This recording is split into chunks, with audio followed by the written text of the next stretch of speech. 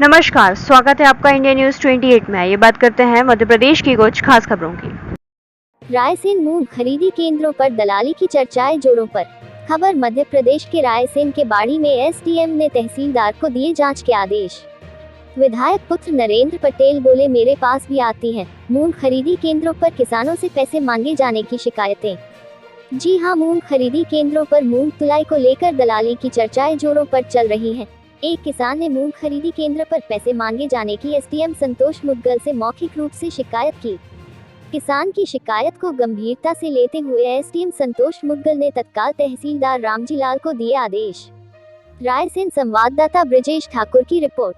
मूंग खरीदी केंद्रों पर अनियमितताओं की चर्चाएं जोरों पर हैं। सुना है कि कई वेयर हाउसों पे 200 रुपये पर कुंटल की भी मांग की जा रही है, तो आप क्या कहना चाहते? देखिए, इस तरह की शिकायतें मेरे पास भी कई सारी आई हैं। हम बार बार अलग अलग जगह पर जाकर के जब किसानों से बातचीत करते हैं तो किसी संकोच के कारण या समस्याओं में उलझा होने के कारण किसानों के ऊपर अभी दोहरी मार है। लोग धान लगाने में भी बहुत व्यस्त हैं और उसके साथ साथ उन्हें मूंग की तुलाई भी करानी है और वर्षा भी हो रही। तो कई लोग ये कहते हैं, किसान ये बात प्रत्येक किसान मान तो रहा है कि हमसे राशि ली जा रही, लेकिन वे फिर भी ये बात कहते हैं कि भैया अब हम ये सोच रहे हैं कि हमारा काम किसी प्रकार से चल जाए। तो निश्चित रूप से ये एक बहुत बड़ा घोटाला दिखाई देता है। 200 रुपये प्रति क्विंटल अगर राशि ली जाती और ऐसा प्रतीत होता है कि इसमें प्रायः विभागों की भी मौन स्वीकृति, इसके कोई साक्ष्य हमारे पास नहीं। लेकिन जब हम किसानों से बात करते हैं तो वे इस बात को स्वीकार करते हैं कि ऐसा हो रहा है, हमसे राशि मांगी जा रही। और इसी प्रकार से ये धांधली न केवल इस वर्ष, जबकि इस वर्ष तो जो हमारे यहाँ मूंग की गुणवत्ता, चूँकि इस क्षेत्र में मूंग की जब कटाई हो रही थी उस समय वर्षा नहीं हुई। लगभग 95% मूंग, मेरे आकलन में 95% मूंग पूरी तरह से सूखे में कटी थी। तो ना उसमें नमी है, ना मॉइस्चर है, ना जो डिस्कलरेशन कह करके मूंग को पहले रिजेक्ट किया जाता था, ऐसी भी कोई परेशानियां ज़्यादातर किसानों के यहाँ देखने को नहीं आ रही। मूंग की गुणवत्ता उच्चतम है।